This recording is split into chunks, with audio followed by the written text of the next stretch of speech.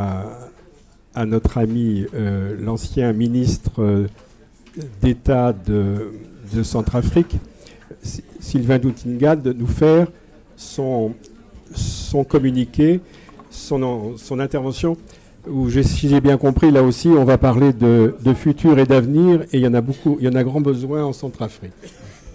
En France aussi, d'ailleurs. Merci, monsieur le modérateur. Leurs Excellences, Mesdames et Messieurs, mes cordiales salutations à tous.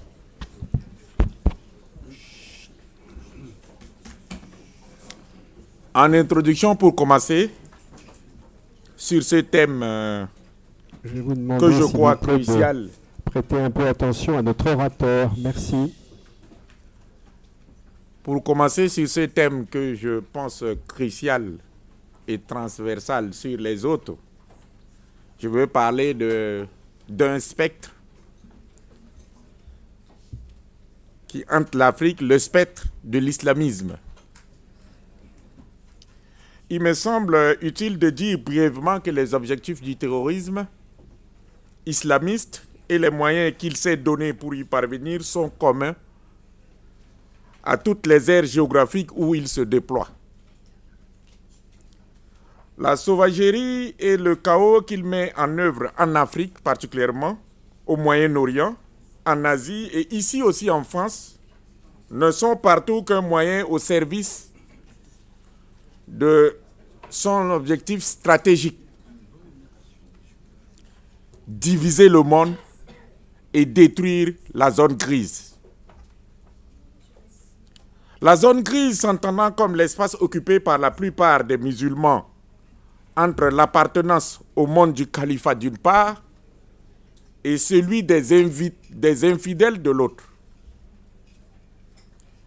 Un texte de 12 pages publié début 2015 par le magazine en ligne de Daesh, Dabiq, texte qui est intitulé « L'extinction de la zone grise », rappelle cette stratégie formalisée il y a plus de 10 ans dans un texte rédigé sous le pseudonyme d'Abou Bakr Naji. Pour établir le califat sur la plus grande partie possible de la planète, il s'agit dans un premier temps de déstabiliser l'ordre social existant dans les zones qu'il vise, de provoquer un durcissement des populations vis-à-vis de l'islam parce que perçue comme une religion conquérante et potentiellement menaçante pour les modes de vie et les valeurs en place. Le but est au final d'entraîner un cycle de violence, l'engrenage de la rétorsion et des représailles entre les populations locales pour les obliger à choisir un camp dans la division du monde qu'ils veulent imposer. Le terrorisme islamique est d'abord une offensive spirituelle qui déploie des mécanismes de communication pensés, cohérents, avec des messages, hélas, très efficaces, qui s'appuient sur une identité puissante. Pour un plus grand impact, il peut en outre compter sur l'activisme plus silencieux et plus subtil des relais d'influence du wahhabisme qui, en proximité, prépare de fait les esprits. Pour analyser le déploiement de l'islamisme en Afrique, nous allons d'abord examiner sa ramification pour ensuite constater que le risque de sanctuarisation du terrorisme sur le continent est hélas bien réel. Du phénomène de ramification islamique en Afrique, la plupart des pays au sud du Sahara sont des États laïques mais fragiles. Leurs lois fondamentales permettent en principe à toutes les communautés autochtones ou immigrées d'exercer librement et légalement leur religion. On y trouve des animistes, des chrétiens, des juifs et aussi des musulmans. Mais ces pays sont devenus le terreau fertile du terrorisme islamique pour plusieurs raisons. D'abord parce qu'ils sont travaillés en silence depuis des années par les relais d'influence du wahhabisme. Ensuite, du fait de leurs caractéristiques socio-économiques et pour une bonne partie d'entre eux, du fait, enfin, de la faiblesse même de leurs États. Dans la société africaine, la communauté musulmane participe activement par cette doctrine à l'éducation des citoyens. Par les écoles coraniques, les leaders musulmans communément appelés, en Afrique bien sûr, les maloums, les oustafs ou les séimas, éduquent dès leur naissance les générations futures. Les imams dans les mosquées sont censés renforcer et consolider ces connaissances. Mais nous constatons aussi que dans plus en plus d'écoles et mosquées, cet enseignement porte la marque d'un islam rigoriste qui n'était pas dans la tradition musulmane locale. Dans ces écoles coraniques et ces mosquées qui échappent au contrôle de l'État, l'islam tel qu'il était pacifiquement pratiqué est perverti et mis au service d'une idéologie politique au service de laquelle se place aussi le terrorisme islamiste.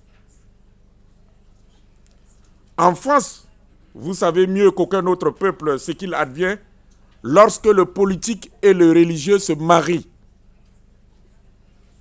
Vous en avez payé le prix par 85 années de guerre civile de religion. Le terrorisme islamiste s'inscrit dans une perspective politico-religieuse qui est pensée, financée et portée par des réseaux organisés. Disposant des moyens financiers conséquents, les islamistes ont de sérieux atouts pour se développer et régner dans un continent qui compte les pays les plus pauvres du monde. Renforcés par leur butin de guerre, suite au bouleversement créé par le printemps arabe, les réseaux terroristes parcourent le continent africain pour prendre le contrôle des richesses de ces pays. Ils arrivent aussi parfois pacifiquement, comme des commerçants, et qui sont accueillis par les autochtones qui cèdent facilement leurs propriétés en contrepartie de l'argent en leur possession. On voit souvent des islamistes exercer des activités génératrices de revenus dans les secteurs porteurs de l'économie africaine. Ce qui leur donne le pouvoir de se sédentariser, puis de véhiculer leur idéologie dans les milieux sociaux défavorisés. Ils ont les moyens de donner des crédits aux populations démunies, les rendant dépendants, vulnérables et influençables. Ce contrôle des richesses locales est un moyen supplémentaire pour implanter un islamisme radical au niveau de la région ou de l'État. Avoir les caractéristiques socio-économiques sur le continent. La population africaine est jeune et cette jeune génération exprime de plus en plus clairement une certaine défiance et une incompréhension vis-à-vis des actions politiques de l'Occident, particulièrement ceux des ex-colonisateurs. À entendre et lire les commentaires de la jeunesse africaine sur la politique africaine de l'Europe, puis de voir leurs réactions à travers les médias et les réseaux sociaux, on note un sentiment de révolte. On voit bien que les jeunes générations attribuent les causes de leur misère aux ex-colons, accusés d'être responsables de tous les maux qui gangrènent leur vie socio-économique. C'est ainsi que des populations qui étaient culturellement proches de l'Occident s'en sont éloignées. Et cette jeunesse révoltée est souvent une proie pour le recrutement des islamistes et elle est la cible réceptive de leur propagande. Je note que certaines Cette question semble se poser de la même façon dans certains quartiers au sein même de la République française. Souvent aveuglés par le concept de la défense de la démocratie ou du droit de l'homme, l'Occident a apporté son soutien à certains groupes armés qui ont non seulement détruit leur vie sociale, mais surtout ont permis aux islamistes radicaux de s'infiltrer pour pousser leur expansionnisme. L'économie moribonde, la misère socio-économique, la précarité de vie des peuples africains, la cruauté du chômage, la quasi-inexistence de l'éducation scolaire et universitaire exposent les populations africaines au risque d'enrôlement dans l'islamisme radical. Les jeunes Africains diplômés ou non estiment que le cursus scolaire et universitaire est un parcours sans intérêt faute de débouchés. Cette situation constitue le terreau du fanatisme religieux et du terrorisme islamiste. Par exemple, les actions des groupes politiques armés dans mon pays, la République centrafricaine, qui se revendiquent de l'islam, ont entraîné une confrontation entre les musulmans, les animistes et les chrétiens qui vivaient ensemble en paix. Une situation qui a créé une fracture sociale et communautaire avec un repli identitaire qui porte encore les germes d'un conflit latent et intercommunautaire. De la faiblesse des États africains, il est à noter que leur capacité à faire face au puissant réseau des djihadistes est très faible. Les forces de défense et de sécurité de ces nations ne disposent pas de sécurité de ces nations. Les forces de défense et de sécurité de ces nations ne disposent pas des équipements nécessaires à la prévention et à l'empêchement de la poussée islamiste. La police, la gendarmerie et les armées ne sont pas bien équipées et bien entraînées pour défendre leur nation face aux actions redoutables de ces terroristes. Les frontières poreuses de ces pays africains laissent la voie à la libre circulation des extrémistes religieux et leurs moyens. Parlons du sanctuaire de l'islamisme en Afrique.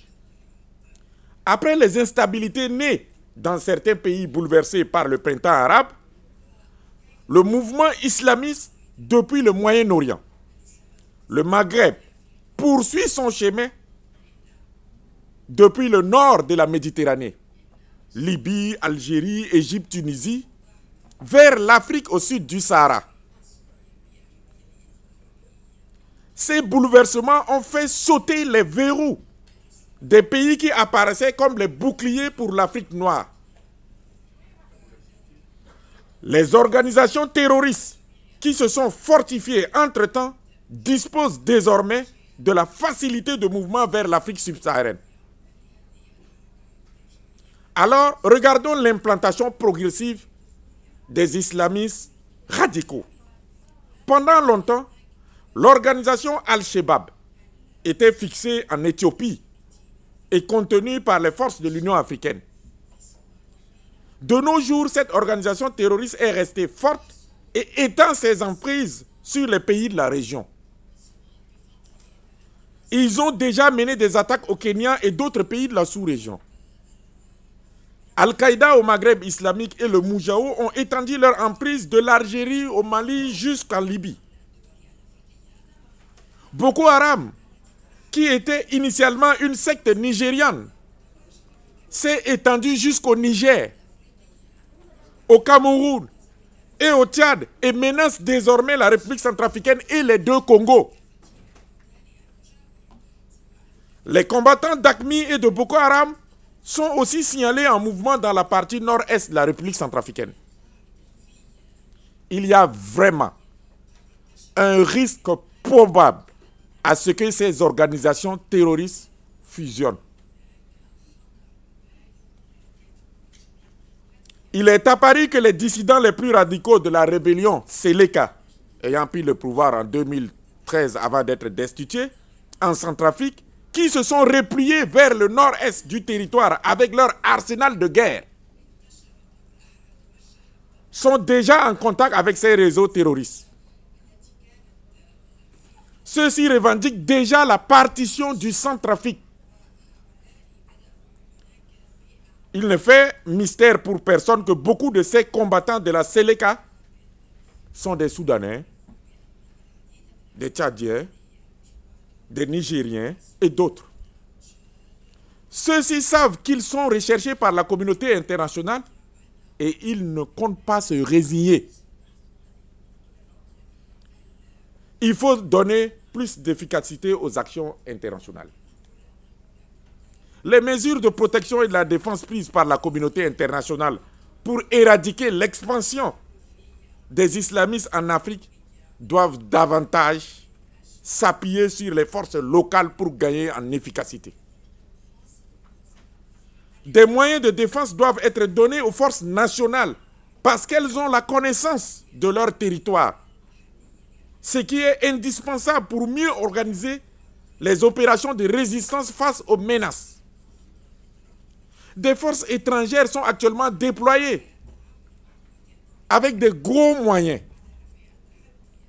Il faut en affecter une partie aux armées nationales pour leur permettre de s'équiper et s'entraîner en fait d'empêcher les intégristes musulmans de progresser. Ici. Je vais dire en conclusion que l'islamisme en Afrique est une menace globale qui menace la paix pour tous. Le phénomène migratoire vers l'Europe n'est pas seulement économique. Il est une alerte qui démontre les limites de la politique internationale et qui invite la communauté internationale à revoir son approche stratégique. L'islamisme terroriste mène un combat idéologique et politique. À ce titre, les intérêts géostratégiques des pays développés où des puissances économiques peuvent être atteints. Les responsables de la communauté internationale qui réfléchissent ne peuvent ignorer qu'il n'y aura de sécurité durable pour personne si des zones entières de l'Afrique devraient devenir des sanctuaires de l'islamisme politique. Dans la lutte commune qui est d'ores et déjà engagée, il faut faciliter le renforcement des États en Afrique, favoriser leur développement économique en faisant tous les efforts nécessaires à la lutte contre toutes les prédations dont ils font l'objet. Une guerre contre le terrorisme est ouverte. Cette guerre est aussi une guerre d'influence dont l'enjeu est la confiance et le soutien des populations concernées. C'est vrai dans mon pays, la République centrafricaine, c'est vrai dans l'Afrique en général, c'est vrai aussi en France et partout au monde.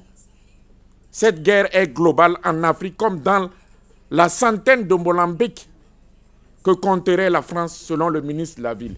Je vous remercie pour votre aimable attention.